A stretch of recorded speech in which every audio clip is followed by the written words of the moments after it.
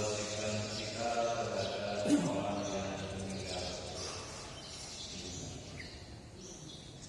Pada pertemuan yang lalu kita sudah membahas tentang apa yang harus kita persiapkan menghadapi kematian, apa yang perlu kita lakukan terhadap orang yang menghadapi sakaratul maut,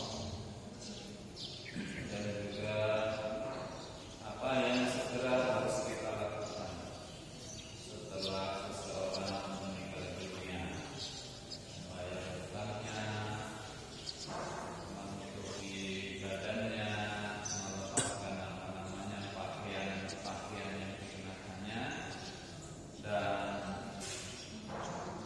mendoakan mayit, serta hal-hal lain yang disunahkan untuk kita perbuat kepada orang yang baru saja meninggal dunia. Maka hari ini kita akan membahas tentang kewajiban kita terhadap orang yang meninggal dunia. Setelah kita pastikan bahwa seseorang meninggal dunia, begitu orang meninggal dunia tidak boleh langsung dirawat, diurus kewajiban yang pertama, tapi kita harus memastikan dulu bahwa dia sudah benar-benar meninggal dunia. Dipastikan dulu baru kita urus jenazah. Ada 4 perkara yang wajib kita lakukan secara kolektif atau wajib kifai, atau fardu kifayah. Ada 4 perkara. Yang pertama adalah memandikan. Yang kedua mengkafurkannya. Yang ketiga mensolatkannya. Dan yang keempat menguburkannya. Keempat perlakuan ini harus dilakukan secara berurutan. Harus dimandikan dulu, lalu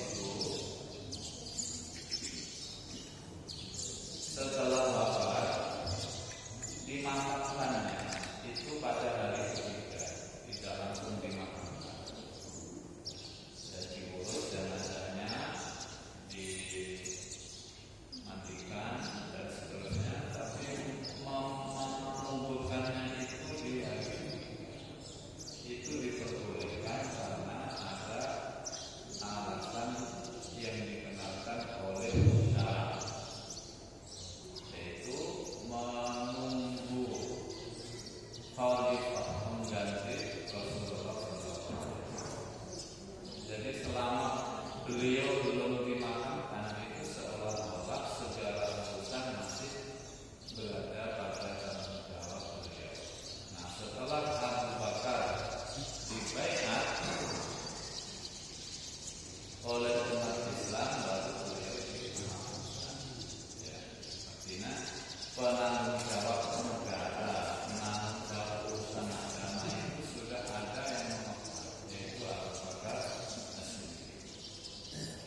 Kecuali ada alasan yang syar'i. Kalau ada alasan yang syar'i, misalnya dia punya hutang, dan pihak yang berpiutang itu minta ditunggu, minta ditunggu, ya itu alasan yang bersifat syar'i. Atau tidak ada orang lain yang bisa memandikannya selain orang yang ditunggu. Misalnya anaknya laki-laki, yang lain perempuan, saudara-saudara jauhnya juga perempuan. Ya, susah menemukan laki-laki yang paham tentang pengurusan jenazah kecuali laki-laki yang ditunggu, maka diperbolehkan. Yang pertama, kewajiban kita terhadap orang yang meninggal itu adalah memandikannya.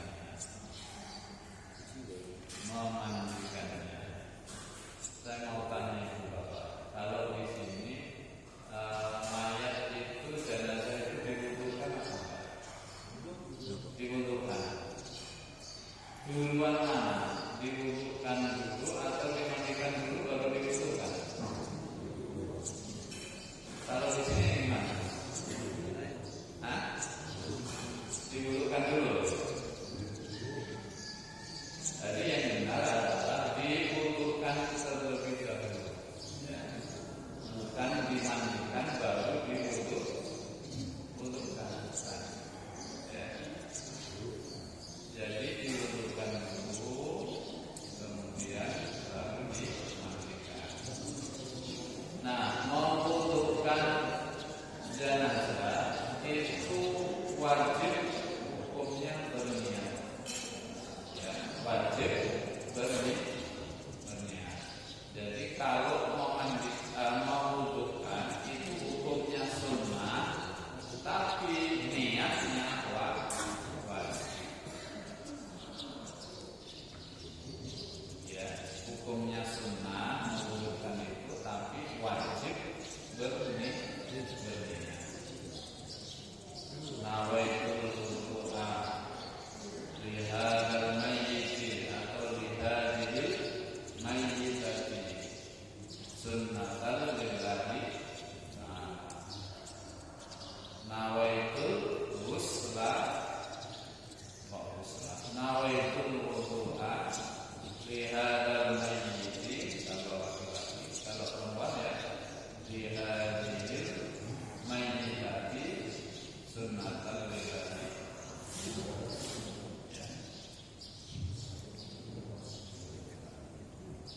Dibutuhkan terlebih dahulu baru dimandikan. Nah, memandikannya itu wajib. Niat memandikan sunnah. Ya. Niat memandikannya itu sunnah. Boleh pakai niat, boleh juga tidak. Ya. Boleh juga tidak. Tapi lebih baik pakai niat. Dan nawaitul ghusla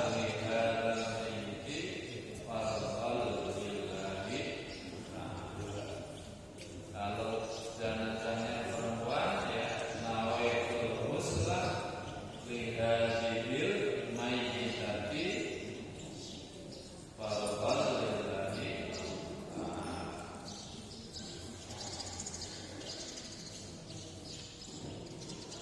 Bapak Ibu rahimahumullah, jadi ada memandikan jenazah itu posisinya tetap dihadapkan ke arah kiblat. Menghadap kiblatnya dengan apa? Dengan wajah dan kedua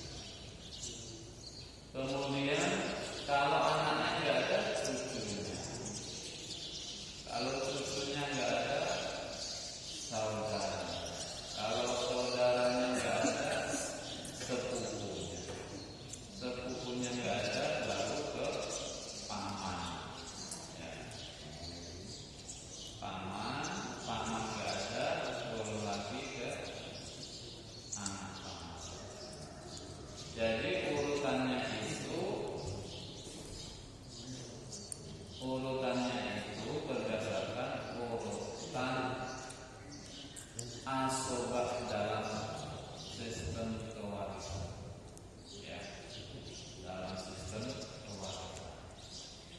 Jadi yang paling berhak memandikan itu adalah yang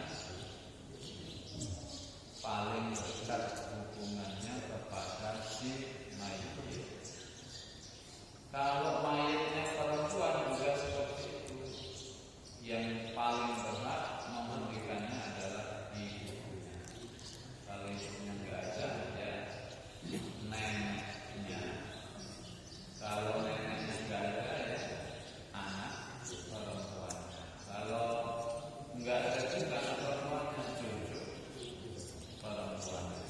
Ya. Kalau cucu perempuan nggak ada, saudara perempuan. Kalau nggak ada, sepupu perempuan, lalu berbibi dan seterusnya. Jadi urutannya seperti itu. Kalau misalnya seseorang memiliki 5 orang putra, laki-laki semua 5 orang, mana yang paling berhak memandikannya? Yang paling diutamakan memandikan orang itu adalah yang paling baik hubungannya dengan si mayit. Ya, 5 orang ini kadang-kadang kan tidak sama jaraknya dengan ayahnya, misalnya kan tidak mesti sama, belum tentu sama. Ada yang sangat baik kepada ayahnya, ada yang sedang-sedang saja, ada yang kurang baik. Maka yang paling pantas, paling berhak memandikannya adalah yang paling baik hubungannya dengan si mayit, yang paling sayang, yang paling perhatian kepada si mayit. Makanya ini juga perlu diajarkan kepada anak-anak kita, Bapak Ibu sekalian.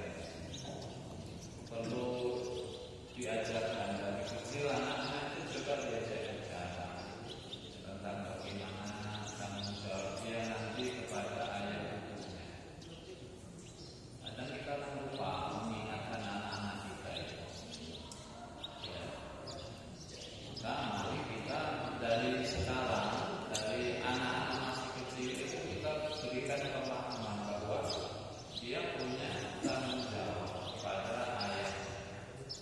Ya, baik dalam urusan duniawi maupun dalam urusan ukhrawi, termasuk di dalamnya ya merawat orang tua ketika sudah tua, ya, kemudian memandikan dan mengurus jenazahnya saat kita sudah meninggal.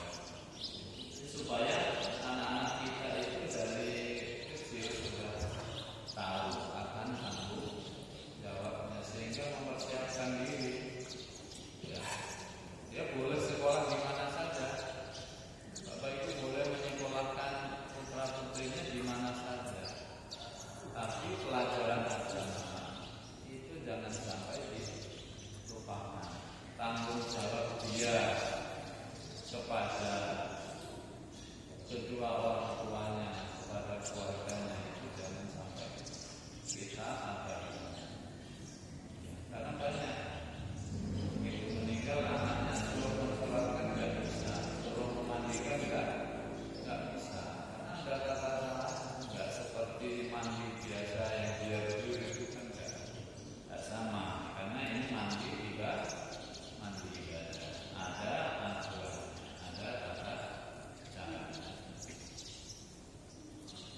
Ya, karena kalau Bapak Ibu sudah punya cucu, diajarkan kepada anaknya agar cucunya disiapkan juga, supaya mengerti dan tidaknya kepada keluarga.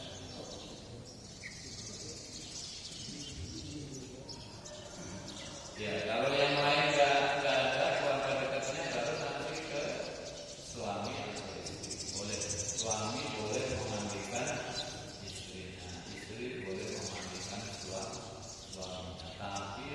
dimasukkan dalam skala prioritas. Kalau yang tadi saya sebutkan itu tidak ada, kan boleh suami memandikan istrinya dan sebagainya. Jadi misalnya kalau tanggung pelayanan kita kepada suami atau sebaliknya, jangan terus kita udah biar saya aja, nggak boleh ada orang lain yang memandikannya, itu nggak benar. Ya. Karena urusan dia itu jauh setelah hubungan darah. Ya. Kalau hubungan darahnya sampai kepada anak paman itu berarti sepupu. Nah, itu enggak ada, baru boleh turun ke suami atau istri. Ya. Jadi posisinya itu urutannya di bawah.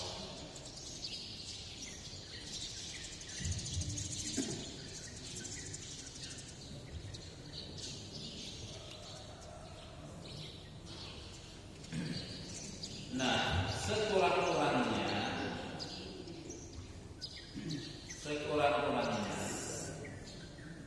memandikan jenazah itu adalah melakukan dua perkara. Yang pertama, membersihkan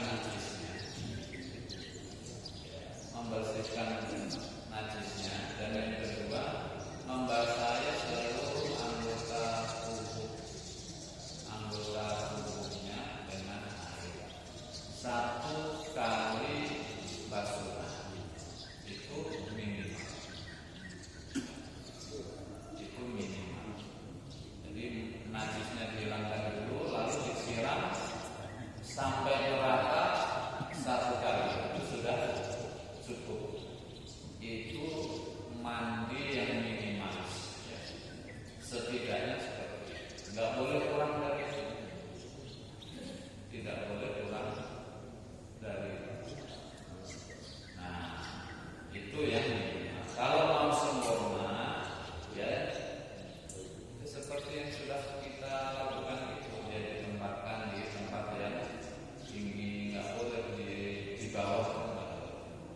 Mandikan jenazah di lantai itu nggak boleh. Nggak boleh, itu bukan berarti kita berdosa, bukan haram, bukan, tapi ya tidak memperoleh kesunahan. Ya. Karena jenazah itu tetap wajib dihormati sebagaimana kewajiban kita untuk menghormatinya saat dia masih hidup. Ya.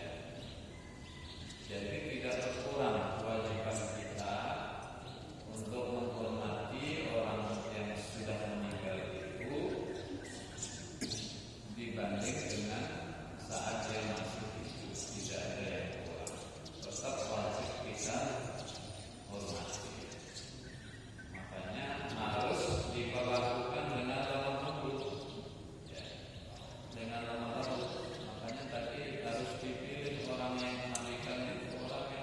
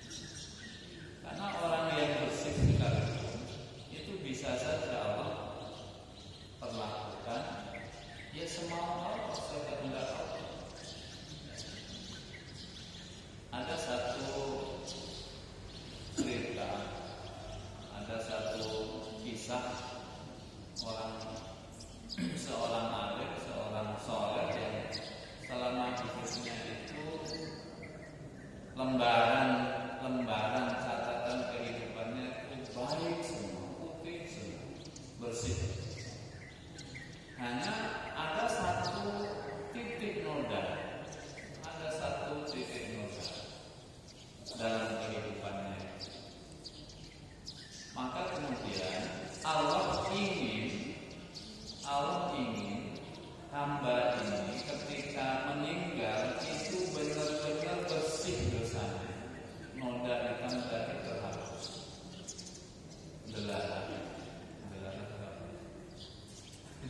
apa maksudnya? Belara pada saat menjelang kematian, orang soleh ini ingin minum madu yang palsu. Katanya kalau madu asli, ibu-ibu marah hebat. Minum madu beneran ya, bukan hanya madu. Maka oleh ahli warisnya dicarikan madu yang dia inginkan, lalu diswab. Tinggal memasukkan sendok itu ke dalam mulut orang yang soleh itu. Kemudian malaikat ditampalnya sendok sehingga madu itu tumpah di depan. Dan pada saat itu juga malaikat mencabut nyawanya sehingga dia mati dalam keadaan kecewa karena keinginannya tidak terpenuhi. Dan kekecewaannya itu oleh Allah dijadikan sebagai penebus dari dosanya yang noda hitam satu ini. Dan dia ketika meninggal matanya jadi terbelalak karena kaget. Madunya sudah sampai menjelang ke mulut, tapi kemudian tumpah, nggak jadi minum itu. Dan saat itu juga malaikat menjatuhkan, matanya terbelalak. Nah, kalau secara umum, kalau orang meninggal mata terbelalak itu kan apa? Tanda bahwa mayat itu meninggal dalam keadaan tidak baik. Nah, orang-orang sekitar, orang-orang yang melihatnya itu nggak boleh. Si anak dulu matanya terbelalak ketika mati, berarti suruh khotimah. Itu nggak boleh. Tidak boleh kita menghakimi mayat seperti ini, karena yang tahu hakikatnya itu adalah Allah Subhanahu wa Ta'ala. Makanya kita harus berhati-hati betul. Yang memandikan itu orang yang amanah, yang bisa menyimpan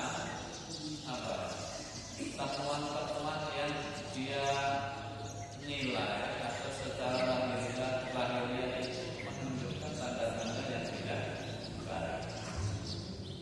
Ya, jangan diceritakan. Ini badannya biru semua. Nah, itu nggak boleh diceritakan, nggak boleh.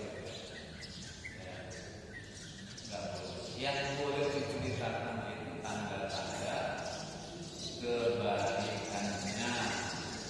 Misalnya ketika meninggal itu basah, keningnya itu basah berkeringat, itu tanda-tanda mati dalam keadaan husnul khotimah. Nah, itu yang boleh diceritakan. Ya, hidungnya memantau, itu boleh diceritakan. Ya, matanya terpejam, bibirnya tersenyum, itu boleh diceritakan. Yang naik nggak boleh diceritakan. Makanya harus orang yang bocor sampai kemana-mana.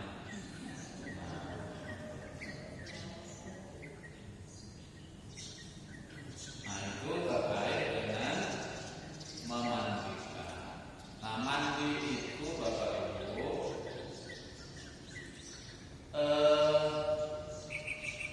boleh atau disunahkan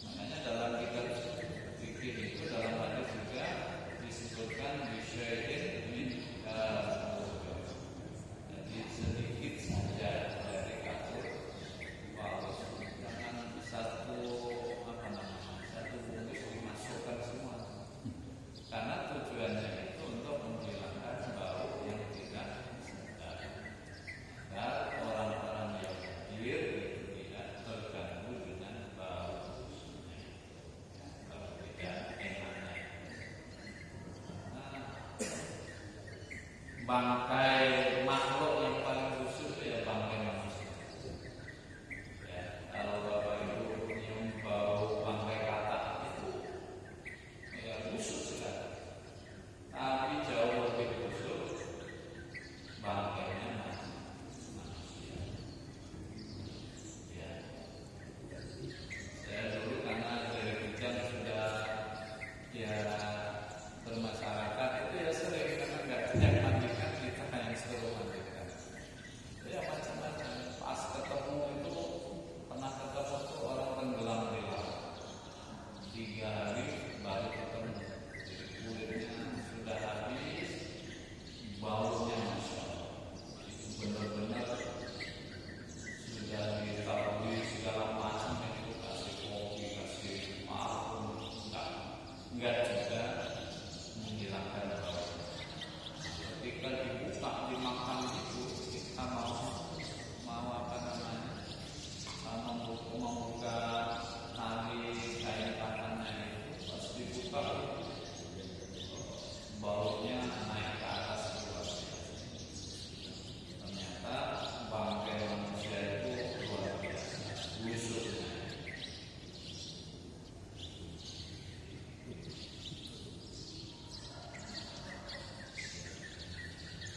Boleh nggak dicampur dengan air segala macam itu? Kalau di tradisi kita itu ada, saya pernah memandikan makanya itu disediakan 7 atau 9 air.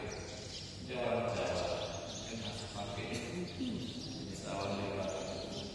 Saya masih juga ini apalah ada air apa namanya bekas bakaran apa namanya itu batang bagi itu dibakar lalu dicampurkan ada air beras cucian beras ada air jeruk nipis ada segala macam ada 7 atau 9. Nah boleh nggak itu dengan macam-macam air seperti itu? Nah, pertama yang jelas itu tidak dianjurkan di dalam syariat. Kalau air mempang itu masuk akal sebagai pengharum pewangi nggak apa-apa. Air jeruk nipis juga sebagai pewangi. Tapi kalau air beras itu apa? Air apa? Merang kalau kata kami dibakar itu apinya itu yang dicampurkan ke air.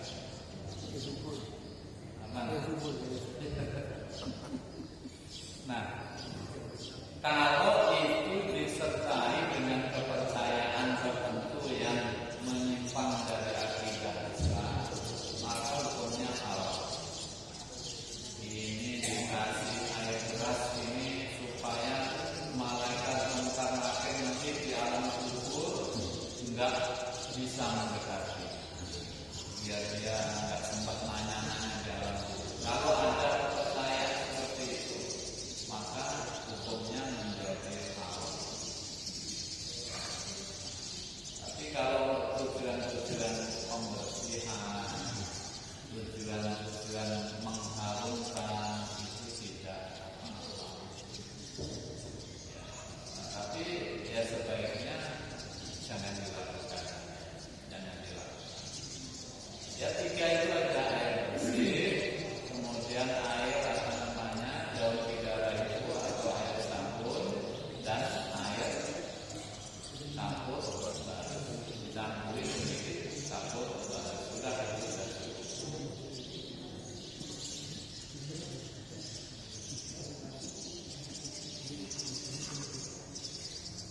Nah,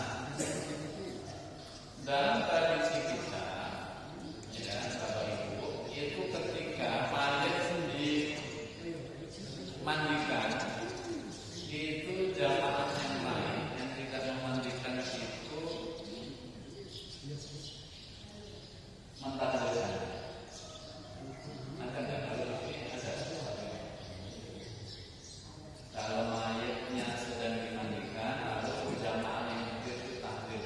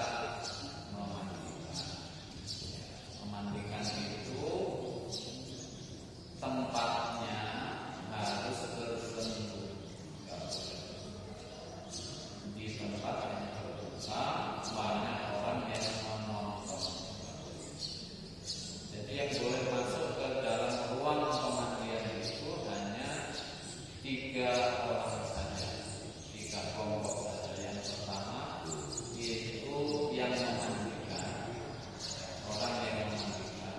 Yang kedua yang membantu orang yang memandikan, dan keluarga. Itu saja. Yang lain tidak perlu masuk. Kawan-kawannya, teman-teman sekerjanya tidak masuk ikut menyaksikan pemandian kita. Kalau budaya kita kan gitu ya, karena pengen terlihat semua saat memandikan, rame-rame dia masuk ke tempat pemandian. Nah itu yang tidak kan berarti kalau nggak memang saat memandikan itu kita nggak sayang kan.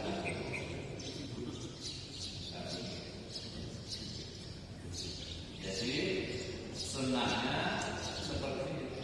Hanya tiga kelompok ini saja yang masuk ke dalam ruang pemandian jenazah.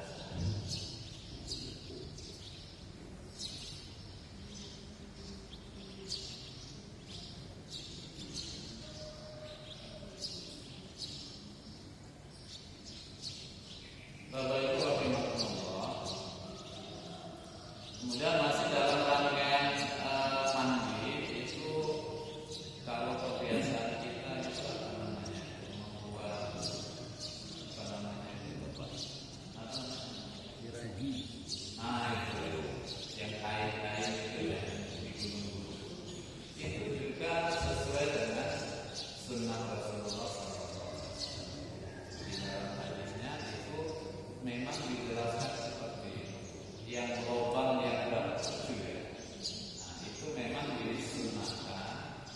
Yang tidak terkait najis itu sunnah untuk dibersihkan. Misalnya hidung itu dibersihkan, rantai hidungnya dibersihkan, telinga itu ya, itu juga dibersihkan, mulut juga dibersihkan. Yang terkait dengan najis itu yang kubur dengan kubur itu wajib dibersihkan, dan membersihkan yang tidak boleh dengan tangan kosong, tidak boleh menyentuh organ-organ tadi, itu tidak boleh dengan tangan kosong. Misalnya duburnya dan kuburnya itu dibersihkan dengan tangan telanjang seperti itu tidak boleh. Karena yang memandikan itu bagaimanapun tidak boleh menyentuh kubur dan dubur itu secara langsung tanpa alas. Hanya tradisi kita di luar apa namanya kain-kain itu yang digulung. Ya kalau kita bisa pakai sarung tangan.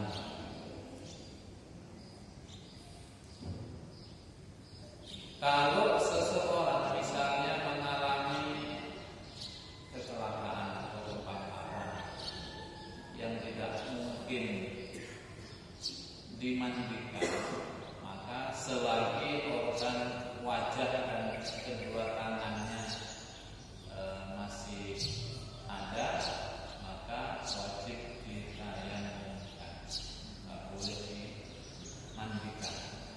Kalau dimandikan nanti rontok, nah itu cukup ditayamumkan. Nah kalau terbakarnya misalnya sampai jadi debu,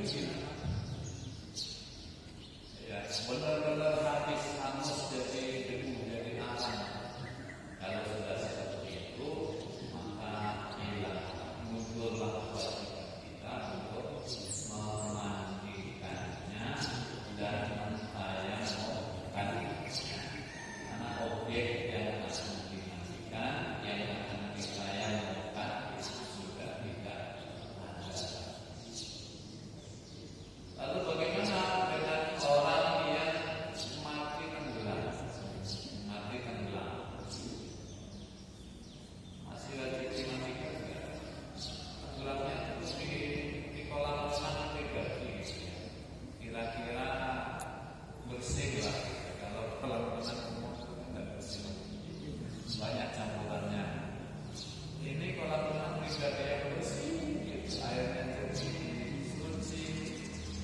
Islam masihkah wajib dimandikan? Kalau dalam versinya Imam Nawawi itu tetap wajib dimandikan. Jadi kalau kita, Imam Nawawi itu adalah imam rujukan utama dalam mazhab Syafi'i. Jadi kalau kita misalnya ada pendapat dalam mazhab Syafi'i itu yang terkuat itu adalah yang disepakati oleh Imam Nawawi dan Imam Rafi'i. Lalu di bawahnya kalau mereka tidak sepakat, maka pendapat Imam Nawawi yang lebih diunggulkan. Lalu riwayat dari Imam Rafi'i. Nah, seperti itu. Jadi tetap wajib dimandikan meskipun orang itu sudah bersih, sudah habis mandi, sudah bersih, lalu berenang, mati di kolam, maka dia tetap wajib dimandikan karena memandikan mayit itu adalah kewajiban bagi yang hidup, bukan kewajiban si mayit itu. Berarti kalau sudah memandikan dirinya sendiri, tidak perlu lagi dimandikan seperti itu. Karena yang 4 perkara kewajiban kita kepada mayit itu adalah berlaku untuk orang yang masih hidup, bukan si mayit.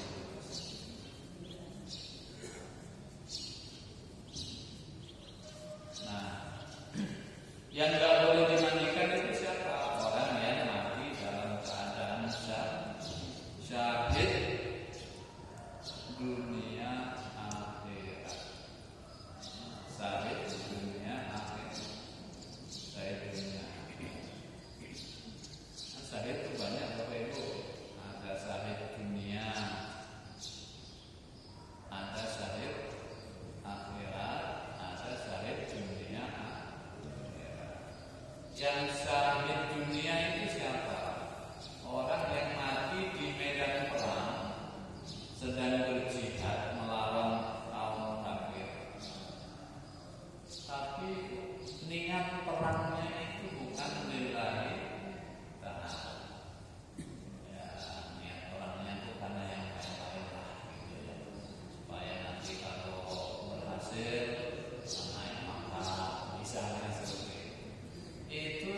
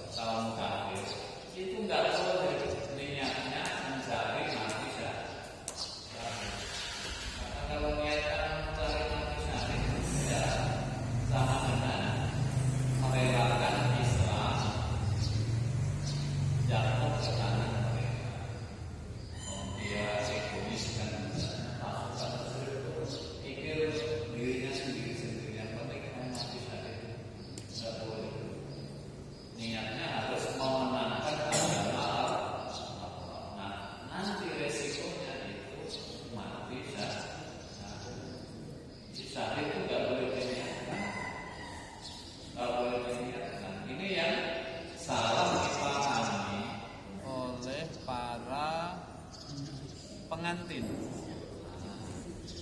oleh para pengantin istilahnya itu. Pengantin itu siapa? Mereka yang merelakan dirinya untuk mati bunuh diri, mati dengan meledakkan diri untuk membunuh orang lain.